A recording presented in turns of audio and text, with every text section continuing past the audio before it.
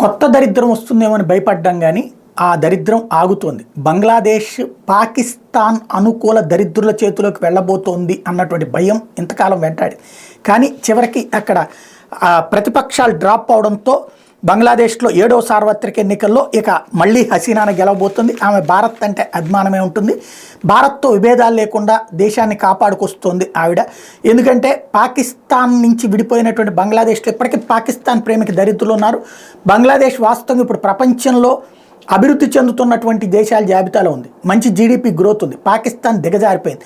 పాకిస్తాన్ స్థాయికి మళ్ళీ బంగ్లాదేశ్ దిగజార్చడానికి ప్రయత్నించే వాళ్ళు తమ మతోన్మాద లక్షణాలతో అక్కడ ప్రయత్నాలు చేస్తున్నారు. అట్లాంటి వాళ్ళకి హవా పెరుగుతున్నటువంటి దశలో హసీనానే మళ్ళీ గెలవబోతుంది అన్నటువంటిది భారతదేశానికి, మోడీకి కూడా శుభవార్త. ఎందుకంటే మోడీ అక్కడ బంగ్లాదేశ్ గురించి భయపడుతున్నారు. కీలకమైనటువంటి అంశం ఏంటంటే హసీనాకి సంబంధించి ఆధ్వర్యంలో బంగ్లాదేశ్ ప్రస్థానంలో భిన్న పార్శ్వాలను ఒకటి పుష్కరకాలంగా దేశం సాధించినటువంటి స్థిరమైన ఆర్థిక ప్రగతి ఆవిడదే.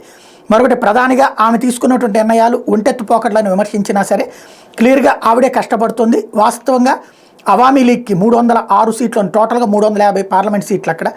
జాతీయ పార్టీకి 27, బంగ్లాదేశ్ నేషనల్ పార్టీకి 6, ఇతరులకి 11. ఓవరాల్గా చూసుకుంటే ఎన్నికల బహిష్కరణ తప్ప తమకు మరో మార్గం లేదని విపక్షాలని ప్రకటించినటువంటి నేపథ్యంలో బేగం ఖలీదా జియా సారథ్యంలోని బంగ్లాదేశ్ నేషనల్ పార్టీ బీఎస్పీ దాని భాగస్వాములతో ప్రధాన ప్రతిపక్ష పార్టీలని ఎన్నికలు బాయ్కాట్ చేసింది. ఈ నేపథ్యంలో బ్యాలెట్ పత్రాలపై కేవలం అధికార అవామీ లీగ్ దాని భాగస్వామి పక్షాల అభ్యర్థులు మాత్రమే స్వతంత్రులు మాత్రమే ఉండబోతున్నారు. దీంతో మళ్ళీ ఆవిడ వస్తుంటాం ఒకంత శుభపరిణామం మనకి.